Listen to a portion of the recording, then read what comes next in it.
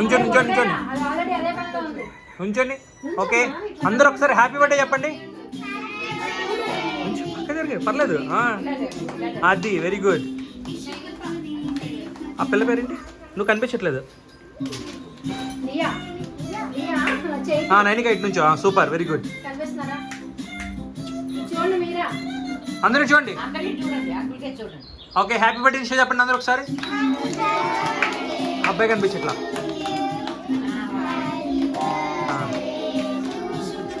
Okay, ఇప్పుడు super.